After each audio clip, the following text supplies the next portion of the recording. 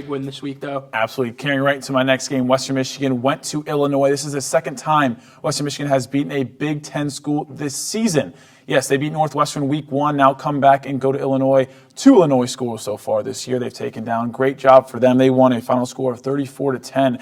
Expect them to win this week against Georgia Southern and possibly move into that top 25 round. They're getting votes already, so you have to keep an eye out for them. We get started off here. The Florida State game. North Carolina came to Florida State. Florida State was ranked the top 25. They were coming in as a huge favorite. Ended up losing on a 54-yard field goal by Matt Weller, who kicked it as time expired, as a huge upset for the Tar Heels to win that game. The game after that, though, staying in the SEC, the South there, not in the ACC, excuse me, Tennessee was at Georgia. Georgia threw a Hail Mary with 10 seconds to go, connected to go up by 3 points, had a 15-yard unsportsmanlike conduct penalty, which moved the ball back on the kickoff. Tennessee and Josh Dobbs had a last chance prayer from 54 yards out. Hail Mary connected to end up giving them the win. They're such a lucky 5-0 team thus far. And then later on that night, Clemson with a huge victory over Louisville. Lamar Jackson and the Louisville Cardinals were pretty upset there. They were favored. Yeah, coming back late in that game. Absolutely. They were upset in Clemson, which is a surprise to see that,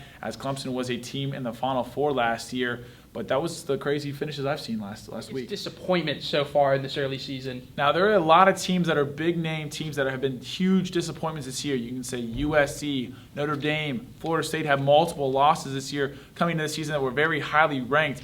I'm going to go with Texas, though, your upset pick of the week, because Charlie Strong's on the hot seat. Bob Stoops last season needed to win that game, did not. That was the only loss Oklahoma had in the regular season until they got blown out by Clemson the first week of the college football playoff last year. I believe Bob Stoops is out for blood once again. They are the team to beat in the Big 12, even with 2 losses coming to Houston and Ohio State very early. They still want that Big 12 championship and hopefully a chance to sneak their way into the college football. All this. Please go and check out the J&B Weekly Wrap-Up. It's on our podcast. It's on SoundCloud.